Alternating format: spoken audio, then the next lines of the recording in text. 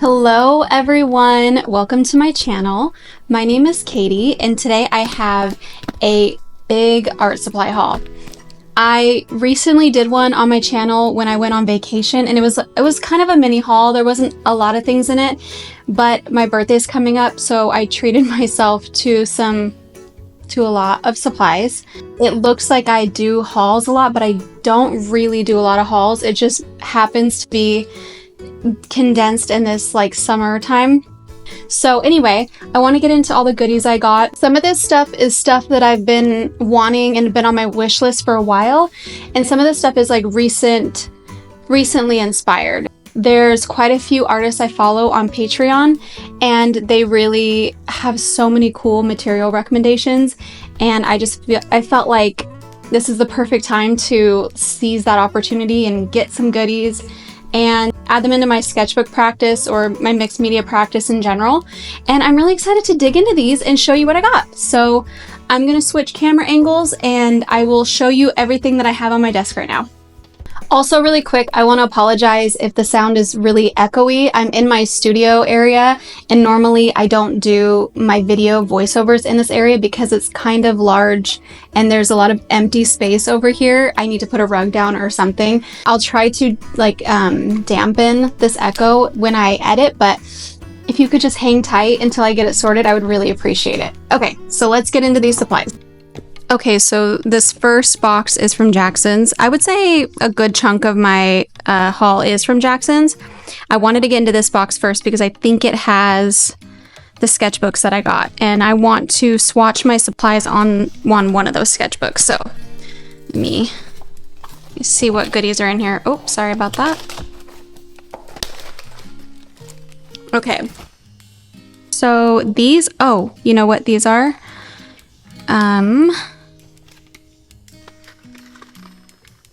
These are the Derwent Color Soft pencils. I have never used any of these Derwent Color Softs. I'm pretty sure the whole collection of the Derwent drawing pencils, and I love these so much. These are some of my favorite colored pencils I've ever used. I really like how soft they are. I love the colors of the drawing pencils. They're very earthy and muted, but I wanted something like that, but with a few brighter colors. So I saw that these were on sale on Jackson's and I thought, okay, well, I'll try. They say color soft, so I'll give them a go. And I got quite a few of them that we will swatch together.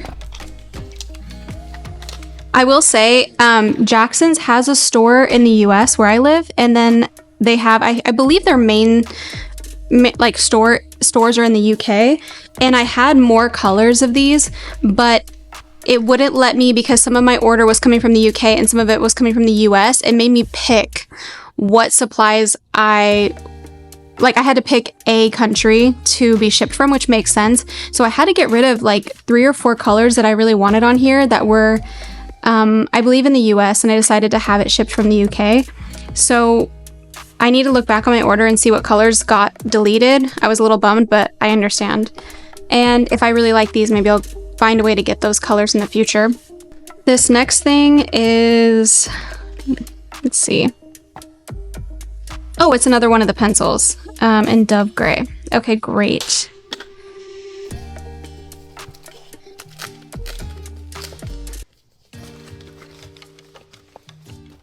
So these are the Unison Landscape Half Stick Soft Pastels. I am very excited to dig into these because, well, let me open the box and show you. Oop. They're just little tiny half sticks of each color, but I'm excited to dig into these because I really want to try and use soft pastels as a base layer, similar to how I use watercolor in my mixed media and gouache and my markers. I love the soft pastel look and how airy and soft, obviously, it can make a painting or a drawing look. And I really want to try to incorporate that softness into my sketches, but I haven't been able to do that with soft pastel, and I'll explain that in a minute. So I got this Unison landscape one. I'm excited to try these. They were on sale. They weren't like a huge sale. I want to say they're only like a few dollars cheaper than normal, but I decided to grab these and give them a go. Now, I'm pretty sure these are the other pastels I got, and I don't know if I'm going to keep them, and I'll explain in a minute why. Yes, these are pan pastels.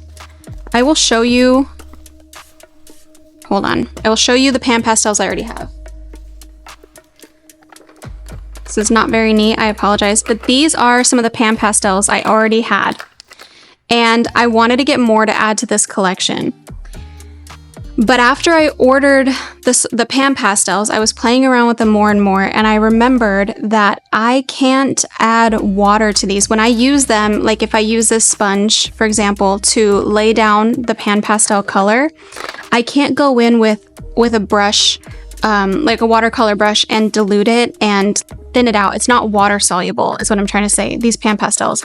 I was Googling why after I made my order, and apparently the binder that is in pan pastels makes it so they're not water soluble. I wanted to take a moment to pause the video because I did some further research, and there seems to be conflicting information online about these pan pastels. The official pan pastel website claims that you can create wet washes by adding some rubbing alcohol to the water before applying it to the pan pastel. I've tried this technique and I still didn't find them to move around much on my paper, and the alcohol can seep through the paper, which I don't like. Maybe if I do multiple layers, I might get a different result and have more product to move around. Up until this point, I really have only used them for things like skies or in their undiluted form, like over mediums to soften the effect. While they don't dissolve in water and move around the way the Unison stick pastels do that I show you, they do seem to allow a water application to an extent. They don't repel like, say, an oil pastel would. Because of their pan design, you get less product when you apply it with a sponge, and you need to build up layers to be able to move it around more. So maybe that's one reason why. Basically, I have some playing around to do with them, and obviously I have a lot to learn about this medium, but I like seeing how I can use supplies in a non-conventional way. So perhaps I'll keep these pan pastels and do more exploration with them. I'm not totally sure yet. I'm still on the fence. But I also wanted to say I had seen a warning not to apply water directly to your pan pastels, so I thought I'd add that in. I've never done that, but if any of you are interested in pan pastels and you've never used them before, they recommend that you don't directly add like a wet brush or wet medium to the pan pastel. Okay, that was everything I wanted to touch on. I hope it wasn't too confusing. Now let's get back to the video. My thing with my mixed media work is I would say the vast majority of my supplies to be water soluble because I like to layer and dilute and kind of like use them however I see fit. There's a lot of times where I make a mark and maybe I want to soften it. And if it's something that I can't because it's not water soluble, I have to be more mindful of what order I'm using them in. So for these pan pastels, I don't really want to open them because I don't think I'm going to keep them. I'll show you in the next box what I got instead. I think I'm going to return these pan pastels. I haven't fully decided. If I decide to keep them, I will show you guys what the colors are. I honestly don't even remember at this point. I'd have to look on the inventory paper. But those were the pan pastels I decided to... I'm on the fence about them. I don't know. What I'm really, really excited about are these Pith sketchbooks. So these are the Pith sketchbooks I got. I got the Cara or Cara, I don't know how to pronounce that.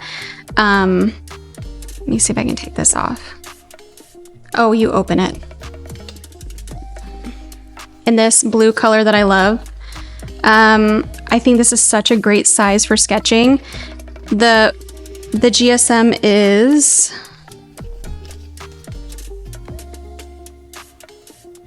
Oh, it's 200 GSM, so it can hold quite a bit of media. It can hold water, not as good as, say, watercolor paper, but enough for me, and I like that it's smooth. I was just really excited to get into these. I saw, was it Emma Carlisle?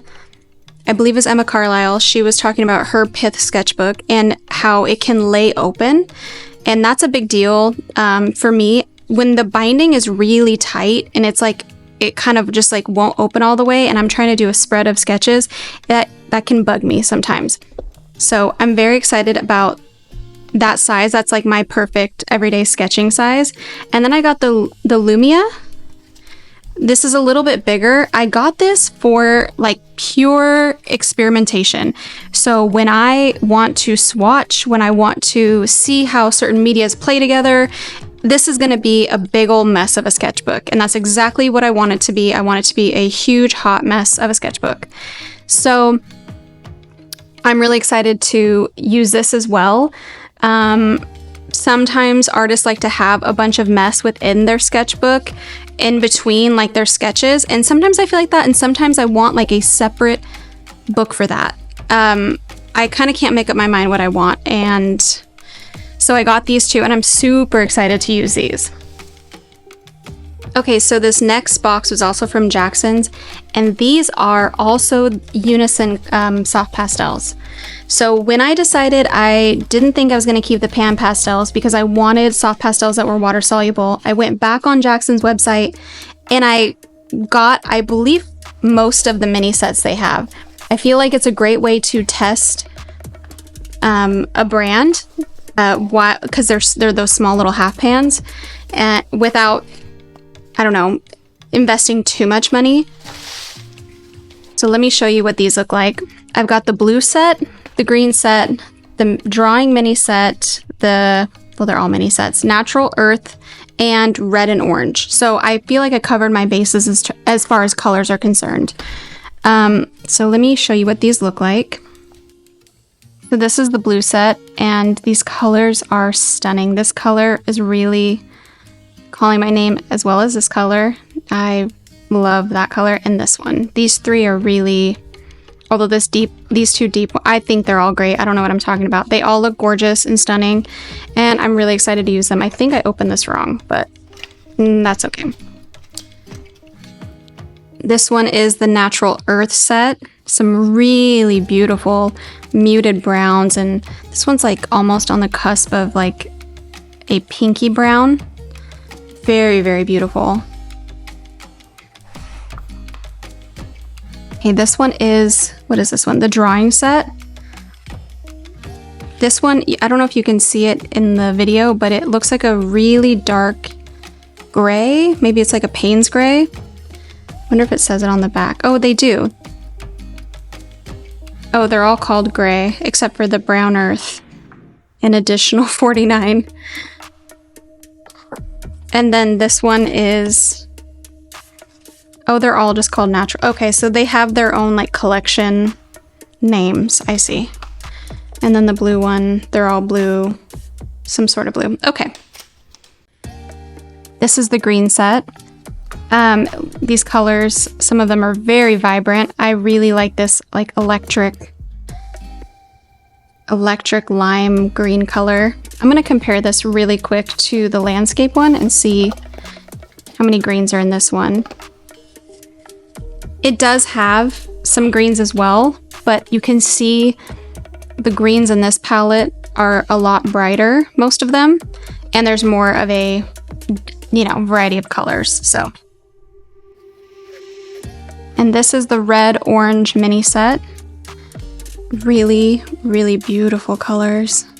I'm really drawn to these two initially, and this color up here. That fiery orange color. Okay, the first little fun thing I want to share that I got on Amazon are these Stabilo. I was going to say they're highlighters, but I guess they're not marketed as highlighters. They're natural color markers. Let me get them out and show you what they look like.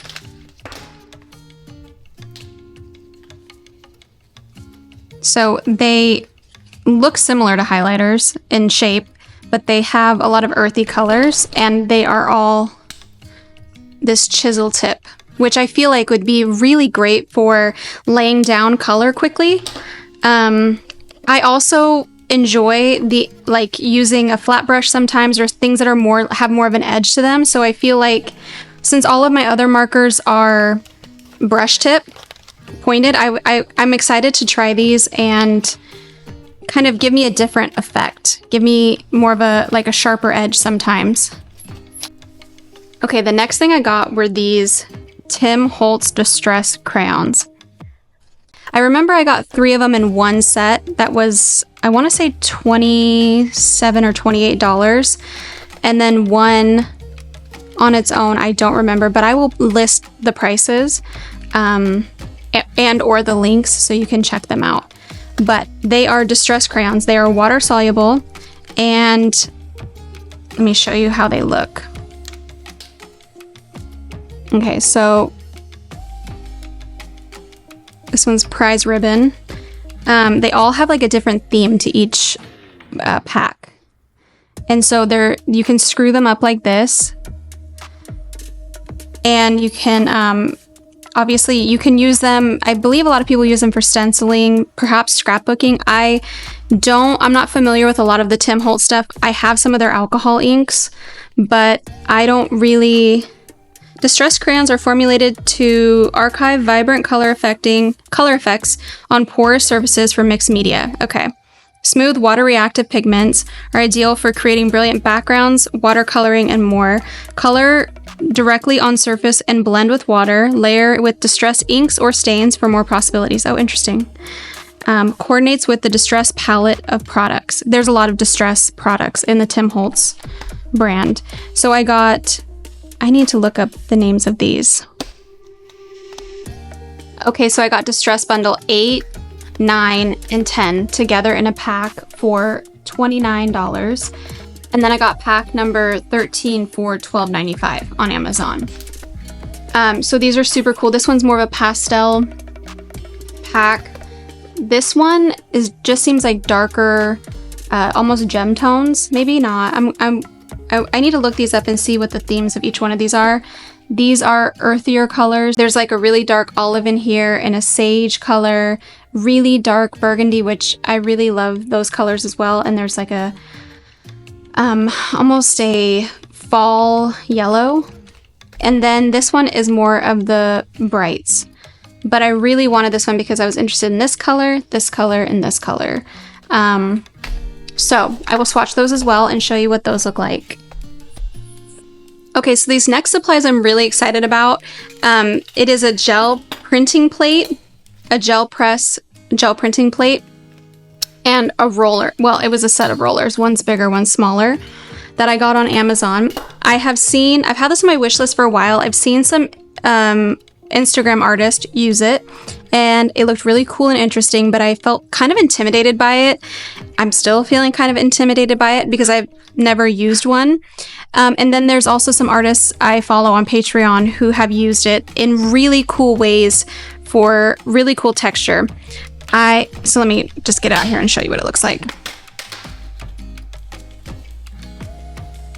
So essentially what it is it's a, I believe, silicone plate that you apply paint to with a roller, and then you flip it over and you apply it to your paper. And I have seen people use it for backgrounds. I've seen people make an entire scene, like a painting essentially, on one and then flip it and do it, which was really cool. And I've seen them just use it for certain effects, like maybe they make an interesting texture and then just like here and there add it to their page, which is, there's just so many cool, unique possibilities with this. So I'm really excited to try this. I feel like it's going to have a steep learning curve for me. But I want to give it a go because I think it'd be really great to add as a background. I think it would be really cool. I have also thought about, because I've sometimes started one of my sketches with basically an underpainting of a really bright color.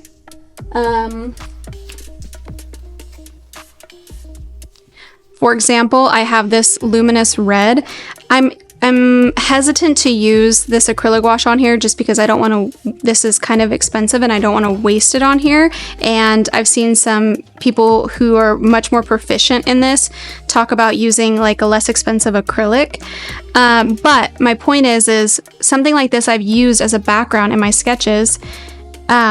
as like an underpainting, and then I paint over it. And I think it would give a really cool effect if I tried it on something like this gel plate and popped it into my sketchbook and peeled it back and got that cool texture as well. I'm excited to get into this. If you would like me to do a first impressions video on this, please let me know. I'm thinking about doing that, but I also don't want to make it seem like I know how to use this, because I don't. I might practice a little bit beforehand.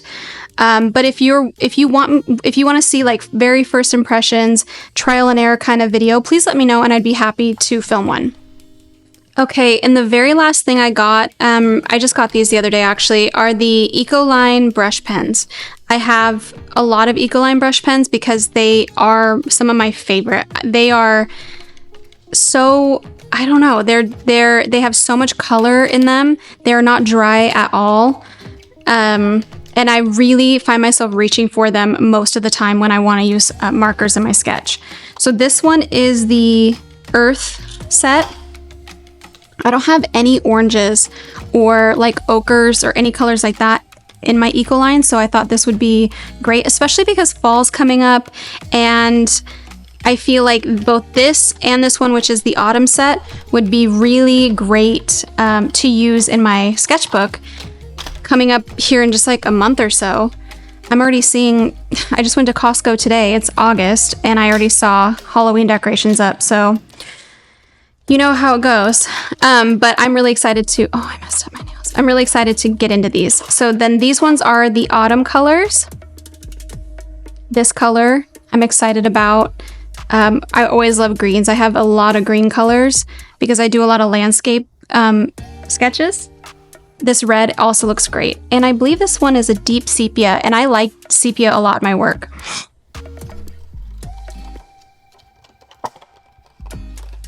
And the last one is just a set of grays. I don't have many grays from Ecoline. I think I have one. Yeah, I believe I only have one. So I wanted to expand on that. Also, I've been thinking a lot about trying some monochromatic sketches. And I think this would be a great exercise for me because I use a lot of colors in my sketches, and sometimes I feel overwhelmed with the options of color, and I feel like a really great practice for me would be to pull it back and maybe do something with either a limited color palette or something that is monochromatic. So I thought this would be a great way to incorporate that practice. So these are the gray ones. And these were also all on Amazon. I believe they were around $13 a piece here in the US for each pack. I forgot I also got two, well, one's a liquid watercolor and one is an ink. This one is basically like how regular watercolor works, but it's in a liquid form. This is the Dr. P.H. Martin's Hydrus in the color sepia, because I do like adding sepia to a lot of my colors to tone them down or make them earthier. And then this one is Daler Rowney in Antelope Brown. I believe I heard Frances Ives or Frances Ives. I'm sorry if I'm mispronouncing her name. She's an artist I follow on Patreon as well, and she was talking about this color. And it's a really cool like greenish brown color. When I swatch it, I'll show you. And that is everything I got. I am done unboxing, and now I'm going to get into the swatches and show you what these supplies look like.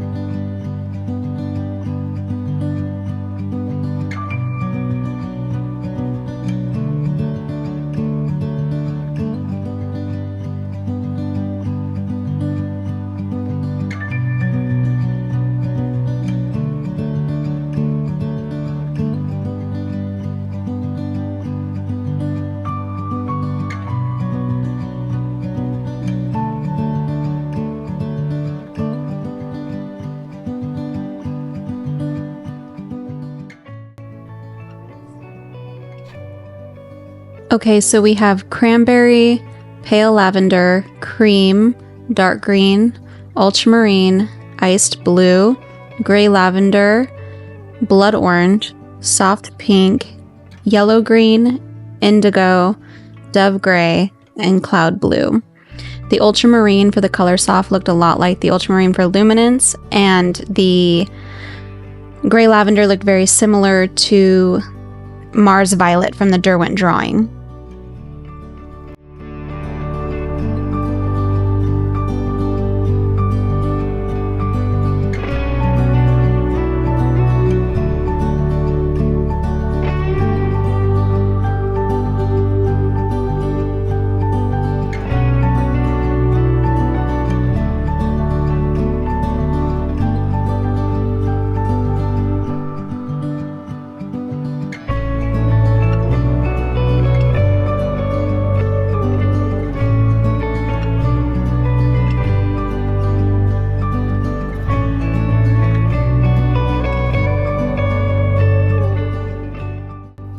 For some reason, I didn't swatch all of them on video, but I still wanted to show you what they look like once I added water to them. These are all the Unison half sticks, the different sets.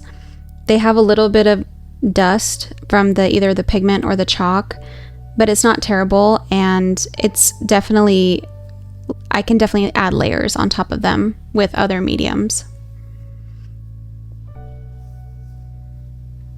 I really like the variety of colors I get from all these sets, and I feel like there's a lot of exploring that I can do with them.